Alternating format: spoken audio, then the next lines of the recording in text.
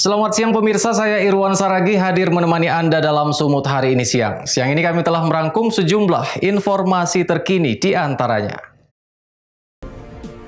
Sejumlah warga di Padang Sidempuan bakar ban di atas makam pasien COVID-19. Jelang belajar tatap muka, 2.000 guru di Tanjung Balai divaksinasi. Ribuan narapidana di Sumatera Utara menanti vaksin COVID-19. Selain cuplikan berita tadi, kami juga akan menghadirkan beragam informasi lainnya. Pemirsa, kita awali Sumut hari ini siang selengkapnya.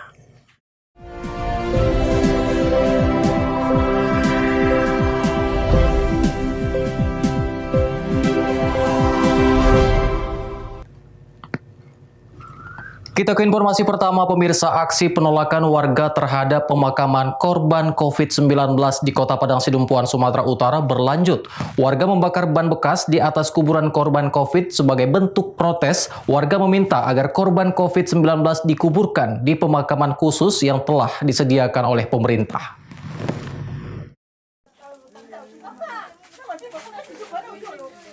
Puluhan warga yang berdekatan dengan TPU lingkungan 1 Kelurahan Aik Tampang Kota Padang Sidempuan, Sumatera Utara terlihat menumpahkan kekesalannya karena jenazah penderita COVID-19 dimakamkan di TPU yang berdekatan langsung dengan lingkungan hidup mereka.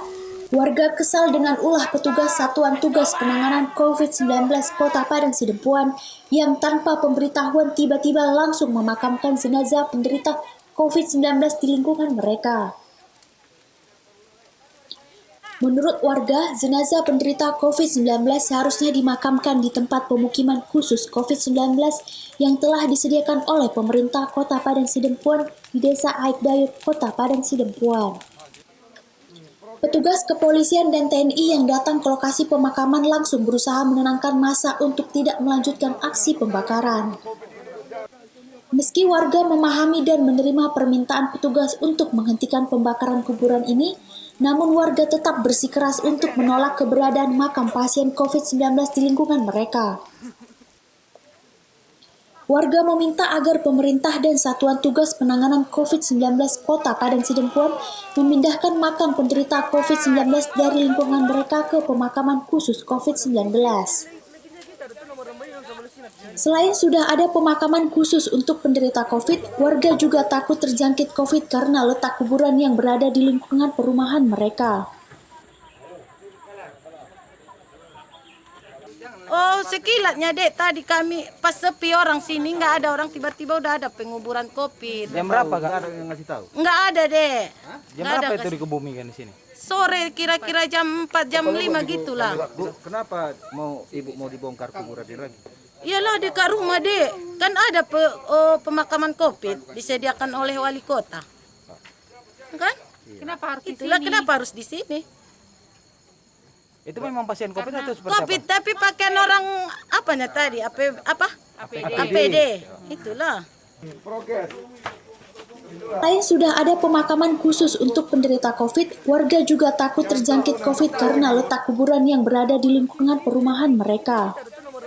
Sementara dalam pertemuan warga dengan Wali Kota Padang Sidempuan Irsan Effendi Nasution membantah adanya pembakaran kuburan pasien COVID-19. Azan Sinaga melaporkan untuk Evarina TV. Jelang pelaksanaan Pekan Olahraga Nasional ke-20 tahun 2021 di Papua, salah satu atlet kayak mewakili Provinsi Sumatera Utara sudah mulai melakukan latihan untuk mempersiapkan fisik. Latihan digelar di salah satu danau buatan di Taman Cadika, Kota Medan dengan memfokuskan latihan sprint kayak.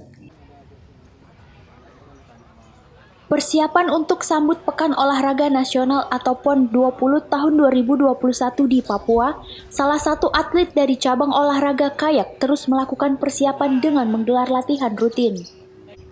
Latihan digelar di Danau Buatan Taman Cadika, Kota Medan 2 kali sepekan dengan latihan sprint kayak untuk mempersiapkan fisik sebelum turun di pertandingan PON.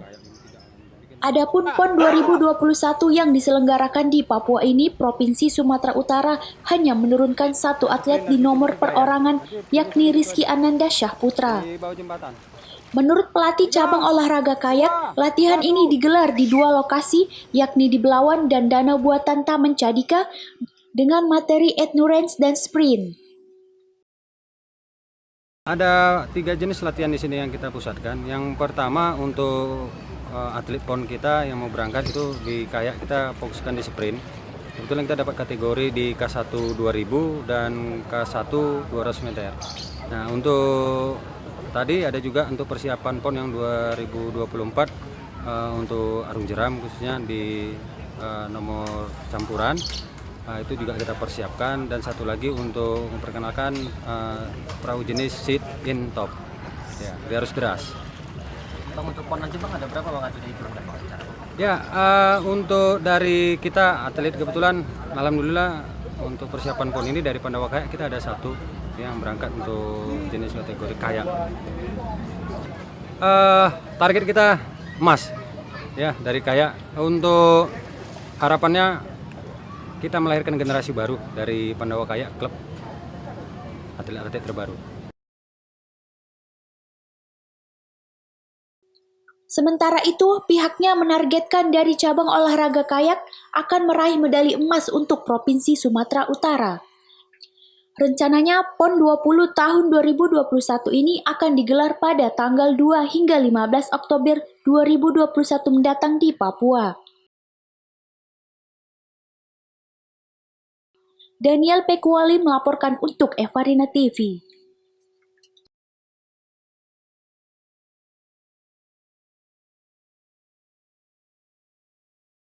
Pemirsa, sedikitnya 2.000 guru tingkat SD, SMP, dan SMA di Kota Tanjung Balai menjalani vaksinasi massal Sinovac secara bertahap di Mapolres Tanjung Balai, Sumatera Utara. Vaksinasi dilakukan untuk persiapan belajar tatap muka pada tahun ajaran baru nanti.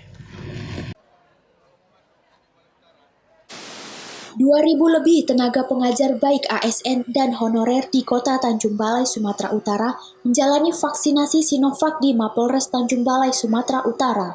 Vaksinasi dilakukan secara bertahap selama 3 hari ke depan, mulai dari guru tingkat SD, SMP, dan SMA sekota Tanjung Balai. PLT Wali Kota Tanjung Balai Waris Talib menjelaskan pelaksanaan vaksinasi dilakukan untuk menyiapkan tenaga pengajar untuk menghadapi belajar tatap muka pada tahun ajaran baru nanti. Kota Tanjung Balai sendiri masuk ke dalam zona kuning dalam penyebaran COVID-19 dan masih menunggu perintah dari pemerintah Sumatera Utara. Polres Tanjung Balai melaksanakan vaksinasi secara massal.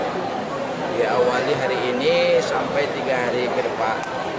Yang hari ini vaksinasi ini kepada tenaga pengajar dari tingkat sekolah dasar. Itu lebih kurang 1.192. Besok itu akan dilanjutkan dengan tenaga pendidik dari tingkat SLTP yang jumlahnya lebih kurang 665 orang.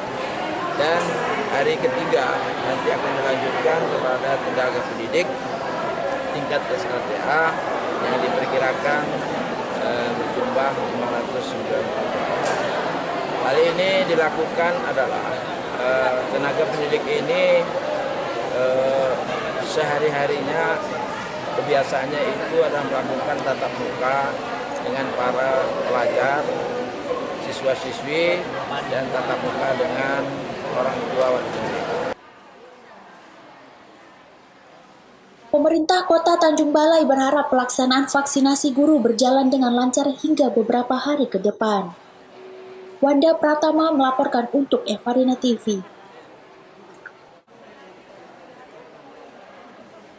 Ribuan narapidana di Sumatera Utara menanti vaksin COVID-19. Beritanya akan hadir sesaat lagi.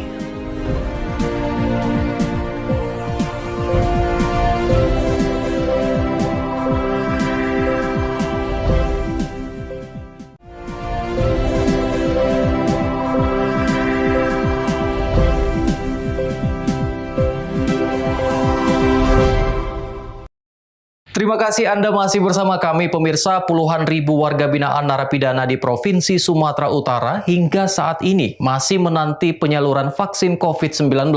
Kantor Kementerian Hukum dan HAM wilayah Sumatera Utara hingga saat ini belum dapat memastikan agenda vaksinasi. Kementerian Hukum dan Hak Asasi Manusia wilayah Sumatera Utara hingga saat ini belum mengagendakan vaksinasi COVID-19 terhadap puluhan ribu warga binaan narapidana di lembaga pemasyarakatan sejajaran di Sumatera Utara. Ketersediaan vaksinasi masih memenuhi kebutuhan tingkat petugas dan keamanan dan juga pegawai lingkungan masing-masing lembaga pemasyarakatan.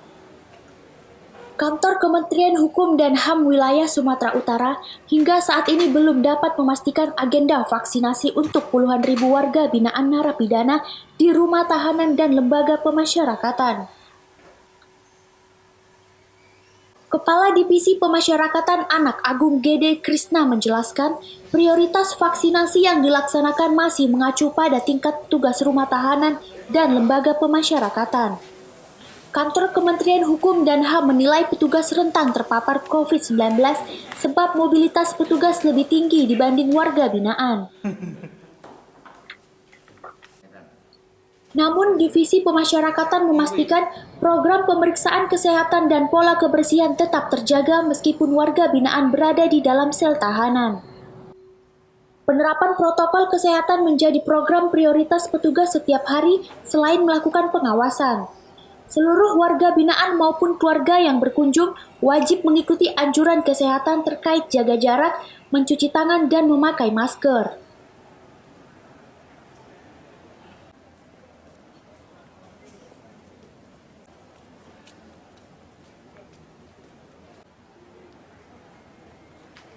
Terkait dengan pelaksanaan vaksin massal, ya, ada dua kategori.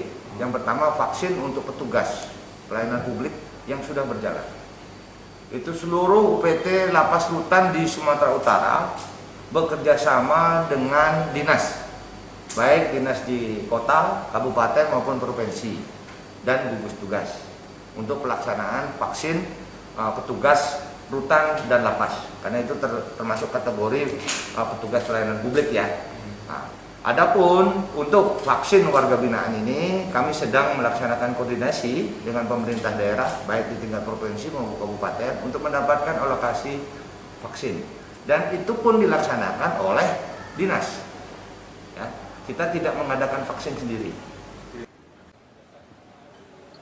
Pihak Kementerian Hukum dan HAM juga akan terus berkoordinasi dengan Dinas Kesehatan di daerah mitra kerjanya untuk penyediaan dosis vaksin pada narapidana. Ironisnya, di tengah tingginya kebutuhan narapidana penyediaan vaksin, sebelumnya terungkap salah satu aparatur sipil negara yang bertugas di rumah tahanan kelas 1 di Medan ditangkap atas kasus jual beli vaksin. Hingga saat ini, Kepolisian Daerah Sumatera Utara masih melakukan penyelidikan dan pengembangan untuk mengungkap dugaan jaringan atas kasus tersebut. Wahyu Pratama melaporkan untuk Evarina TV. Inisialnya IW. Kita ke informasi lainnya pemirsa. Warga penerima manfaat program Keluarga Harapan di Kota Tebing Tinggi kecewa lantaran penyaluran bantuan kerap terlambat. Selain itu, kualitas bahan sembako dinilai tidak layak konsumsi. Warga penerima manfaat program Keluarga Harapan sangat kecewa dengan penyaluran sembako dalam beberapa bulan terakhir. Pasalnya, bantuan dinilai tidak sesuai harapan dengan kondisi sembako yang buruk. Menurut salah seorang warga penerima program Keluarga Harapan, penyaluran bantuan sesuai ketentuan yang diterima warga disalurkan setiap bulan. Namun sejak 4 bulan terakhir, penyaluran didistribusikan melalui program e-warung setiap 2 bulan senilai Rp400.000. Ironisnya, meski anggaran sudah terpotong seluruhnya, namun masih saja warga belum dapat menerima seluruh bahan sembako yang seharusnya diterima. Warga menilai penataan aturan dalam pembayaran secara online tidak sesuai dengan kuota barang yang diberikan. Warga menilai masih ada sembako seperti buah-buahan yang kerap kali terlambat dari hari yang sudah ditentukan. Bahkan selain terlambat, buah yang diterima warga juga tidak layak untuk dikonsumsi. Wirda mengatakan semestinya bantuan rutin setiap bulan. Namun dalam 4 bulan terakhir bantuan justru digabung penyalurannya secara 2 bulan sekaligus. Namun untuk bantuan buah sering dipasok terlambat. Dapat apa aja, Bu? Dapat beras, dapat ikan teri, terong, tempe, telur. Ini berapa, Bu? Biasanya dapat berapa setiap bulannya? Apa? Setiap bulannya biasanya beras 1 karung, telurnya 18, tempenya 1, ikan teri seperempat. Udah gitu ada buahnya. Buahnya ini besok diambil. Sebenarnya yang didapat dari kartu itu berapa? Minimal 200.000. 200.000 setiap bulannya ya? Bulan 200.000. Oke. Jadi menurut Ibu ini setelah dihitung-hitung biasanya mencapai nggak 200.000? Dari yang Ibu perkirakan lah setiap bulan itu ada nggak kira-kira itu? Kadang ya kurang juga sih. Oh, Tapi gitu. tapi nggak banyak lah. Kurangnya nggak banyak ya, tapi tetap Ibu rasa kurang ya. Kalau ditotalkan dari harga pasar biasanya ya. Iya. Nah, Pemilik e-warung justru menampik dengan mengatakan tidak mengetahui masalahnya di mana atas keterlambatan baik itu saldo maupun sembako. Dinas Sosial juga tidak ada pemberitahuan yang pasti begitu saldo masuk mereka langsung melakukan penyaluran. untuk setiap pencairan apa aja Bu yang didapatkan masyarakat biasanya? Itu 7 item, Apa aja? beras, Ah, teri, telur, sayur buah, tempe. Oke. Itu total kalau di total berapa dapatnya mereka? 200.000. Oke. Jadi ini ada keterlambatan kenapa Bu? Dari dinas atau gimana?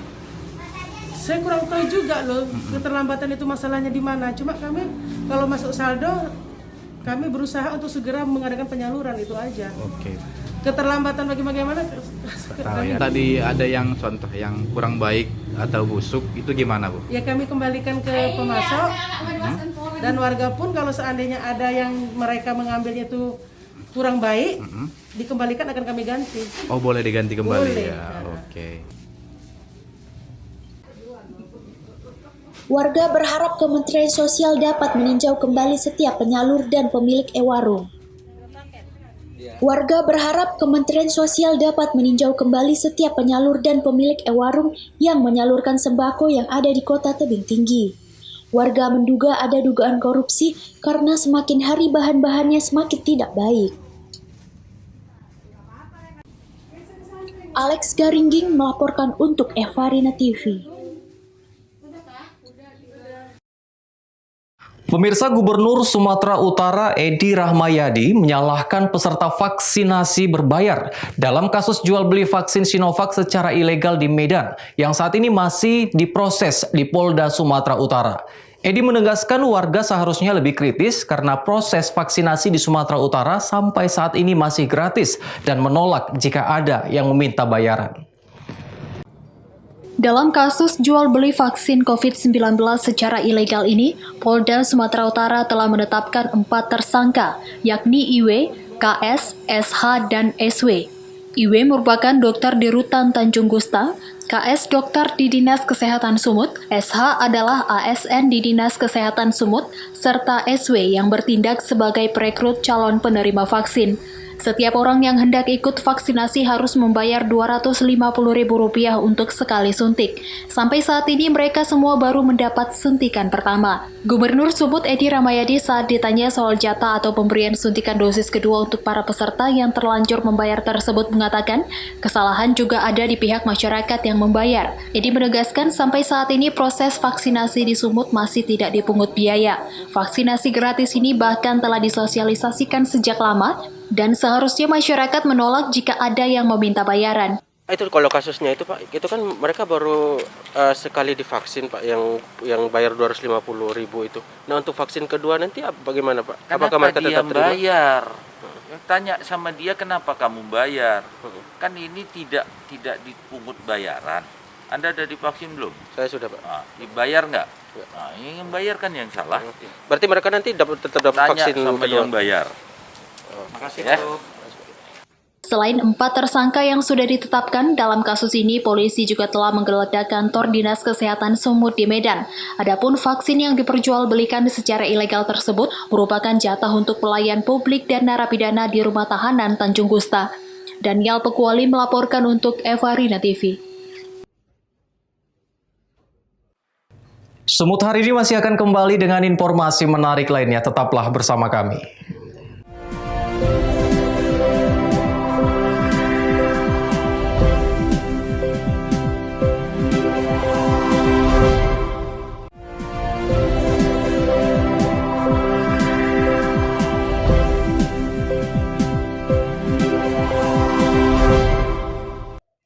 Terima kasih Anda masih bersama kami. Pemirsa, Polrestabes Medan berhasil menggagalkan penyelundupan narkotika jenis sabu seberat 40 kg yang dikirim dari Provinsi Aceh. Sabu tersebut disimpan di dalam ban serep mobil yang telah dimodifikasi. Tersangka inisial MH ditangkap petugas Sat Narkoba Polrestabes Medan di Jalan Medan Binjai kilometer 15 pada Rabu 28 April 2021 lalu. Warga Aceh Barat tersebut ditangkap saat mengendarai mobil penumpang warna hitam dan akan menyelundupkan narkoba dari Aceh menuju kota Medan. Untuk mengelabui petugas, barang bukti sabu seberat 40 kg disembunyikan tersangka di dalam ban serep yang sudah dimodifikasi. Penangkapan tersangka merupakan hasil pengembangan dengan tertangkapnya 3 tersangka lain yang merupakan rekan tersangka MH. Dalam keterangan persnya, Kapolrestabes Medan Kombes Pol Riko Sunarko mengatakan penangkapan para tersangka dilakukan petugas di 3 lokasi di Medan. Kepada petugas, tersangka IS mengaku diperintahkan seorang bandar narkoba di Aceh untuk mengantar barang haram tersebut ke kota Medan. Dengan inisial Saudara MH dengan barang bukti 40.000 gram sabu-sabu atau 40 kg sabu-sabu.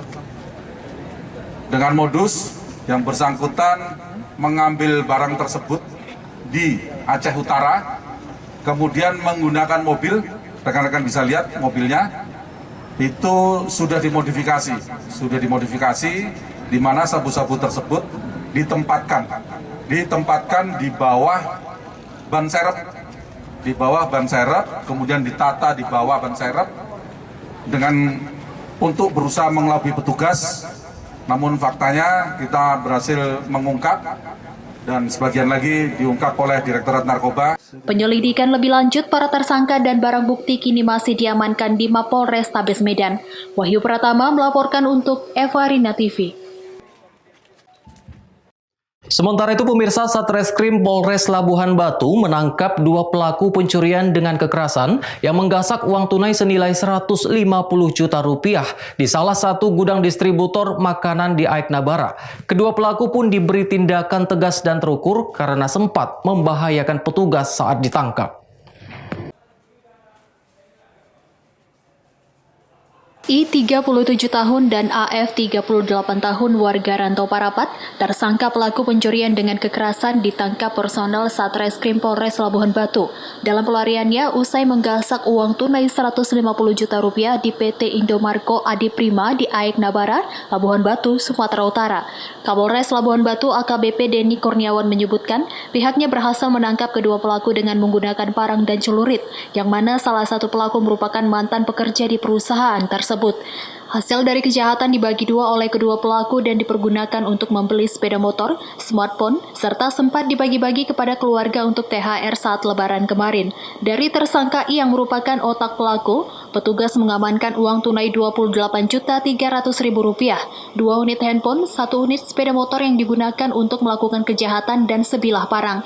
Sementara dari tersangka AF, petugas mengamankan uang tunai sebesar Rp32.750.000, buku tabungan, ATM, sepeda motor, 1 unit HP, helmet, dan sebilah celurit yang digunakan tersangka untuk melakukan kejahatan. Terkait dengan pengungkapan dan penangkapan kasus tindak pidana pencurian dan kekerasan yang terjadi pada tanggal 10 Mei 2021 di gudang Indomarko di Kabupaten Labuhan Batu. Dan alhamdulillah para tersangka bisa kita amankan, 2 orang tersangka, dan barang bukti bisa kita amankan. Dan saat ini kita pastikan bahwa mereka akan kita proses sampai dengan JPU dan kita kenakan pasal 365 KUH pidana dengan ancaman hukuman sekitar 12 tahun penjara. Ya, jadi salah satu tersangka atas nama Iwan ya, memang merupakan mantan pegawai dari perusahaan tersebut yang sudah dipecat 6 tahun yang lalu, sehingga ada perasaan dendam kemudian melakukan tindak pidana tersebut. Oke. Pak, hasilnya tadi uangnya digunakan untuk apa, bagaimana Pak? Hasilnya di samping untuk membeli sepeda motor, ya tadi ada buktinya, kemudian berbelanja kebutuhan lebaran, juga ada yang sebagian diberikan orang tuanya, sehingga ada barang bukti uang itu kita sita dari salah satu orang tua tersangka. Ya. Untuk mempertanggungjawabkan perbuatannya, kedua pelaku dijerat pasal 365 KUH pidana dengan ancaman maksimal 12 tahun penjara dan akan dilimpahkan ke Kejaksaan guna proses persidangan. Ucok Sitorus melaporkan untuk Eva Rina TV. Pemirsa, informasi tadi sekaligus mengakhiri pertemuan kita dalam Subot hari ini siang. Saya Irwan Saragih mewakili kerabat kerja yang bertugas pamit undur diri dari hadapan Anda. Terima kasih atas kebersamaannya dan sampai jumpa.